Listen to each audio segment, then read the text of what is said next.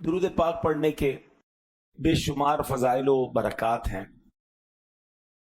मेरे आका मदीने वाले मुस्तफ़ा सल्लल्लाहु अलैहि वसल्लम फरमाते हैं, इज़ा फ़रग़ अहदुकुम मिन तुहूरिही फ़लयकुल अशहदु अल्ला इलाहा इल्लल्लाहु व अन्ना मुहम्मदन अब्दुहु व रसूलुहु सुम्मा लियुसल्ली अलैया फ़इज़ा क़ाल ज़ालिका फ़ुतिहत लहु अब्वाबुर रहमा।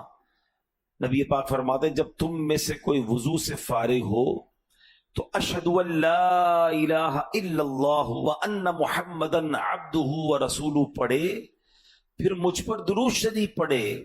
जब वो ये पढ़ेगा तो उसके लिए रहमत के दरवाजे खोल दिए जाएंगे।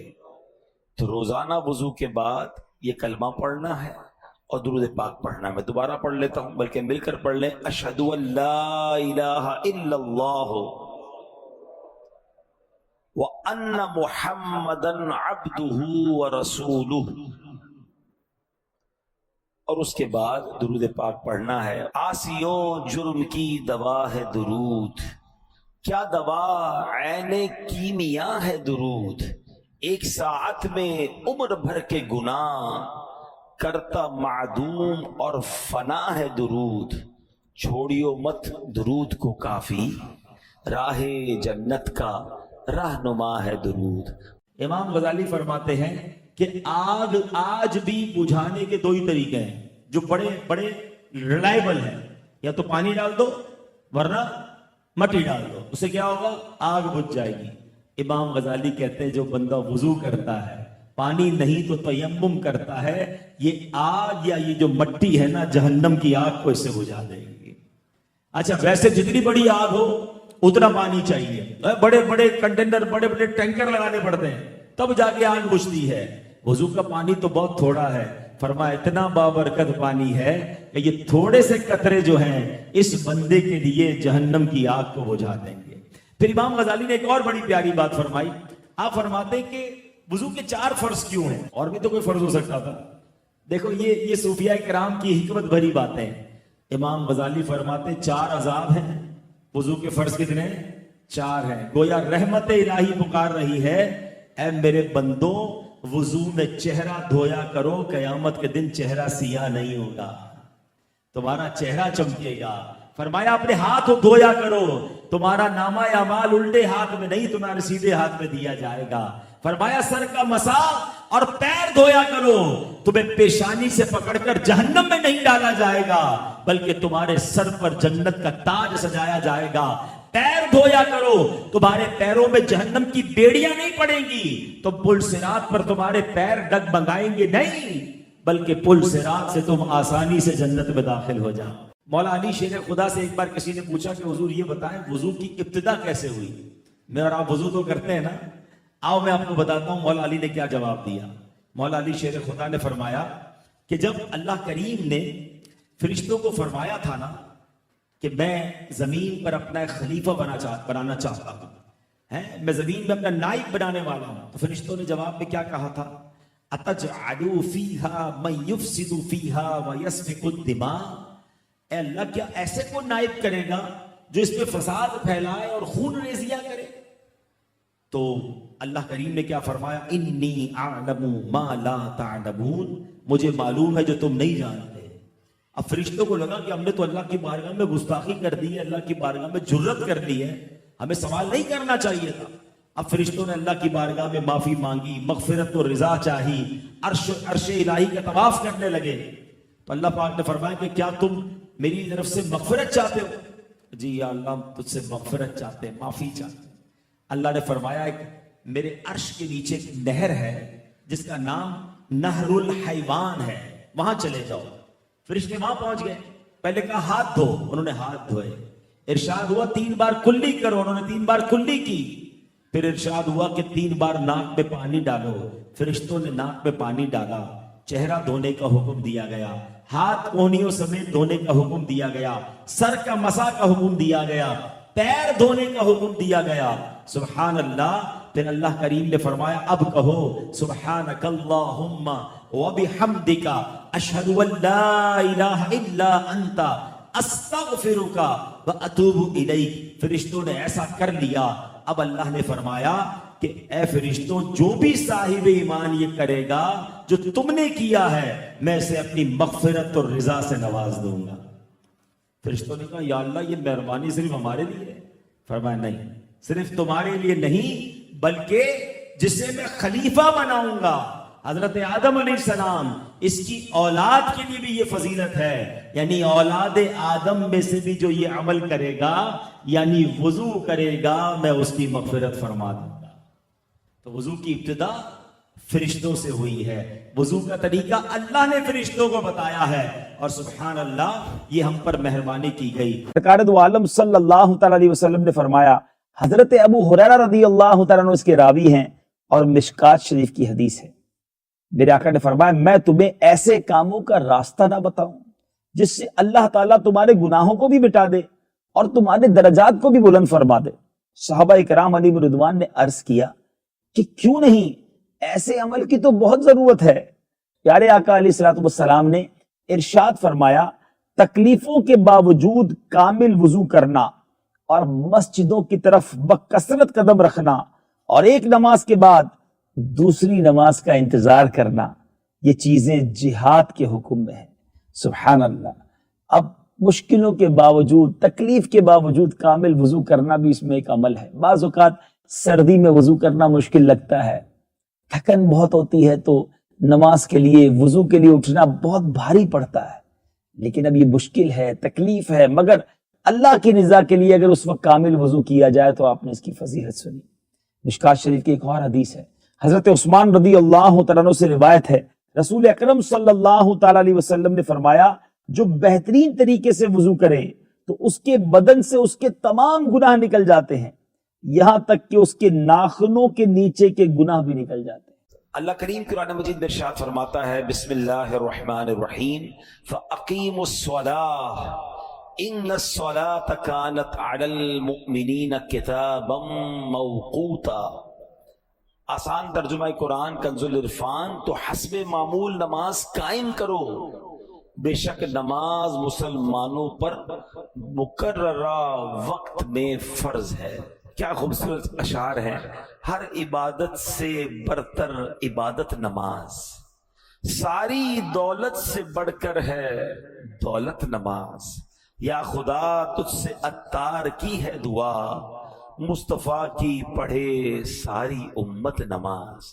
آمین. تو اے میرے پیارے اسلامی بھائیو، قرآن میں ہم نے سنا بے شک نماز مسلمانوں پر مقررہ وقت میں فرض ہے. اس کی تفسیر میں کیا خوبصورت لکھا، تفسیر قرآن صراط الجنان میں ہے کہ نماز کے اوقات مقرر ہیں، فکسڈ ہیں، لہٰذا لازم ہے کہ ان اوقات کی رعایت کی جائے. یعنی نماز ٹائمنگ کے اندر فرض ہے، اپنی مرضی سے نہیں پڑھنی کہ چلو صبح ساری پڑھ لی شام بعد میں ساری پڑھ لی. نماز کے ٹائمنگ قرآن فرما رہا ہے فرض ہیں.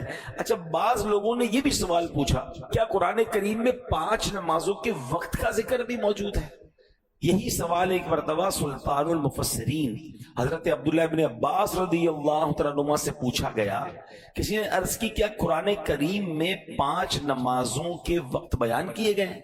فرمایا ہاں، قرآن کریم کی 2 آیات میں 5 کی 5 نمازوں کے وقت جمع کر دیے گئے ہیں. تو اللہ کی پاکی بیان کرو جب شام کرو اور جب صبح کرو، اور اسی کے لیے تعریف ہے آسمانوں اور زمین میں، اور اس وقت جب دن کا کچھ حصہ باقی ہو اور جب تم دوپہر کرو.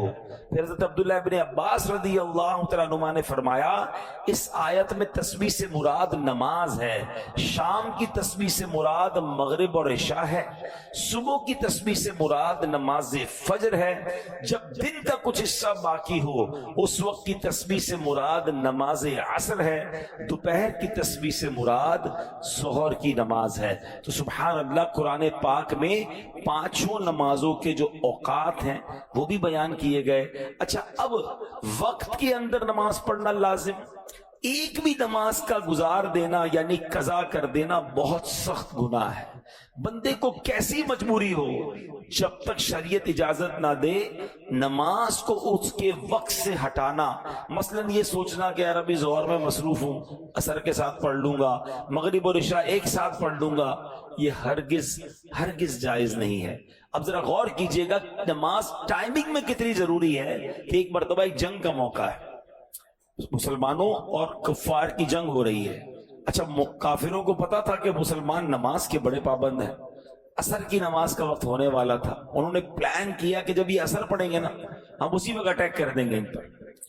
اب یہ ان کا پلان تھا، اللہ کریم نے حضرت جبریل علیہ السلام کو بھیجا، اور سبحان اللہ، اللہ نے کیا خوبصورت طریقہ ارشاد فرمایا قرآن میں، 5ویں سپارے کی آیتیں نازل ہوئی، اس میں اللہ پاک نے نماز خوف کا طریقہ ارشاد فرمایا، تاکہ جب ایسا معاملہ آ جائے کہ تم 2 گروہ میں بٹ جاؤ اور ایک گروہ جماعت میں شامل ہو، امام کے ساتھ 1 رکعت پڑھے، پھر جو دوسرا گروپ ہے دشمن کے مقابلے میں رہے، پھر پہلا گروہ دشمن کے مقابلے میں آ جائے، دوسرا امام کے ساتھ جماعت میں شامل ہو۔ یہ ایک پورا طریقہ ہے جو قرآن پاک میں تفصیل کے ساتھ بیان کیا گیا۔ اب یہاں اندازہ لگائیں کہ نماز کو وقت کے اندر پڑھنا کتنا ضروری ہے۔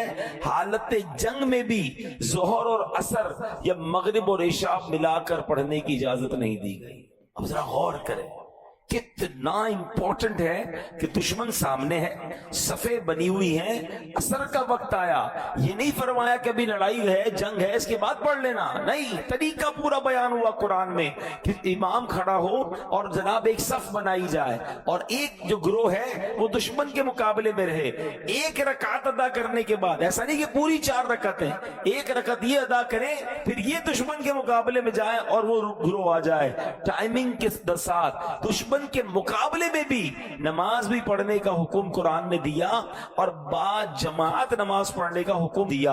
اب ہمارا حال کیا ہے؟ یار آج سر میں درد ہے، ذرا کل پڑھ لیں گے، آج گھر میں مصروفیت زیادہ ہے، کل پڑھ لیں گے، آج بڑی امپورٹنٹ میٹنگ آفس میں چل رہی ہے، بڑا اہم کسٹمر آیا ہوا ہے، ابراڈ سے آیا ہوا ہے، اور بڑا جناب آرڈر فائنل ہونا ہے، یار شام کو پڑھ لیں گے، نہیں جناب آج ذرا بارش ہو رہی ہے، موسم ٹھیک نہیں ہے، کل پڑھ لیں گے۔ یعنی ہو یہ گیا ہے کہ ہمیں ہر مصروفیت میں جو سب سے پہلی چیز ہم ڈراپ کرتے ہیں وہ ہم نماز کو ڈراپ کرتے ہیں، حالانکہ کسی بھی حالت میں، کسی بھی سچویشن میں، یعنی اس سے بڑی کیا سچویشن ہوگی کہ دشمن سامنے کھڑا ہے، مگر صحابہ کرام کو اس وقت بھی نماز پڑھنے کا ٹائم کے اندر حکم دیا گیا۔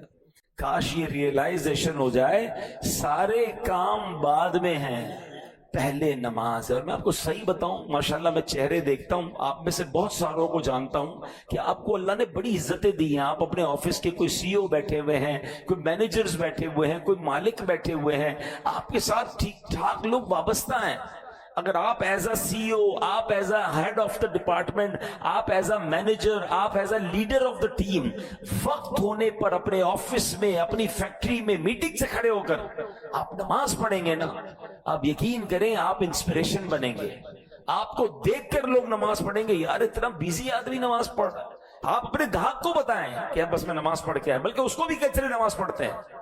یہ بعض اوقات ایک جملہ، ایک انداز، یہ دعوت بن جاتی ہے۔ ماشاءاللہ کئی ہم نے دیکھا آفیسز کے بعد لکھ دیتے نماز کا ٹائم، بھائی اس وقت کام بند ہے، 5 10 15 منٹ کا بریک لیں، اپنے امپلائیز کو پڑھائیں۔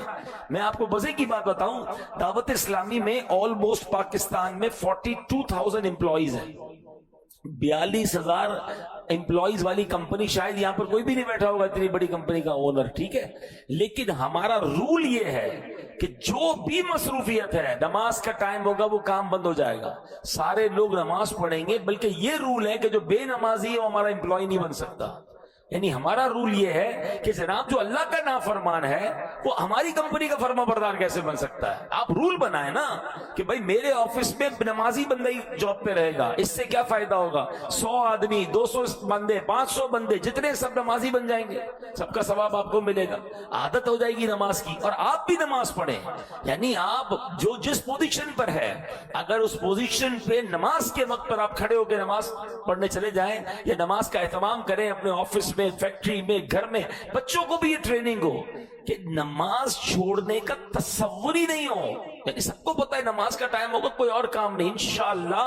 اور میں آپ کو صحیح بتاؤں، آپ نمازی بنے، ہمارے بچے نمازی بنیں گے۔ ہم تو ڈیلیبریٹلی اپنے بچوں کو ایک تربیت دے رہے ہیں، انفارچونیٹلی بتا نہیں رہے ہیں، مگر ایک ٹریننگ کیا دے رہے ہیں کہ ہر جمعے کو ابو نماز کے لیے جاتے ہیں، تو اب بچہ بھی جمعے کو ہی آئے گا۔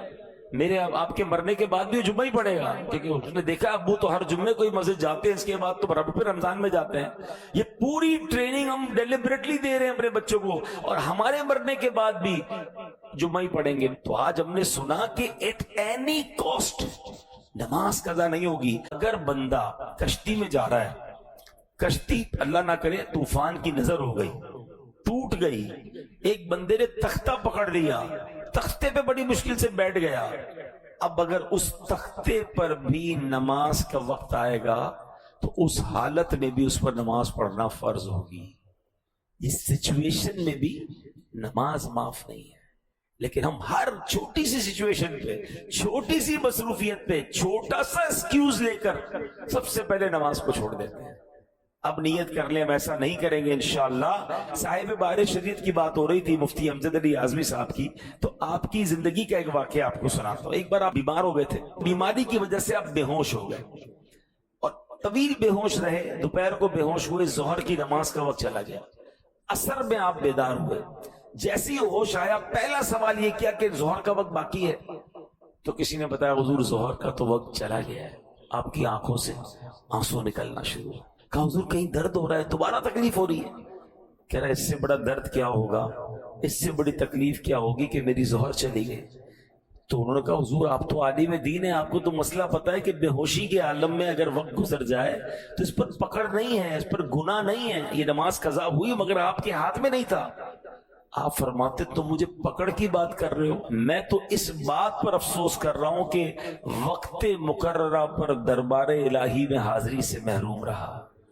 مقررہ ٹائم تھا، اس وقت پر میں اللہ کی بارگاہ میں حاضر نہیں ہو سکا، مجھے اس کا افسوس ہو رہا۔ یعنی یہ وہ لوگ تھے کہ جن کے اختیار میں نہیں تھا، بیماری کی وجہ سے بے ہوشی کے عالم میں نماز کا وقت چلا گیا، اس کے باوجود تکلیف ہے۔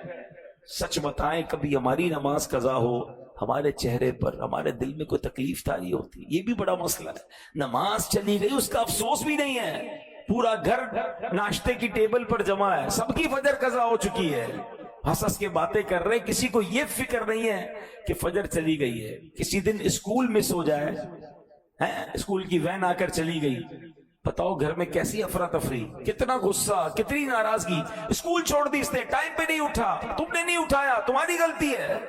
یار ایک دن کی اسکول چلی گئی، اتنی ٹینشن، فجر سب کی چلی گئی، نو ٹینشن۔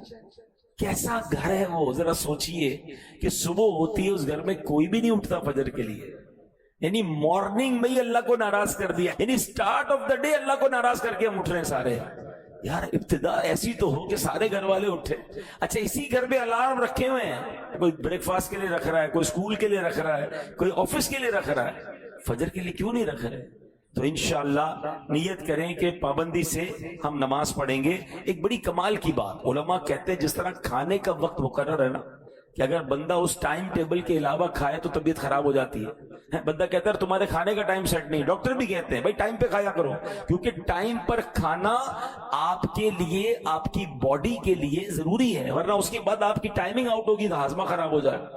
بالکل اسی طرح دل کی غذا کے یہ 5 ٹائمنگ ہیں، ذرا سمجھیے اس کو۔ یہ روحانیت کے دروازے کھلتے ہیں اس وقت۔ اگر آپ وقت مقررہ پر نماز پڑھتے ہیں نا تو آپ کے دل کو روحانیت کی پراپر غذا ملتی ہے۔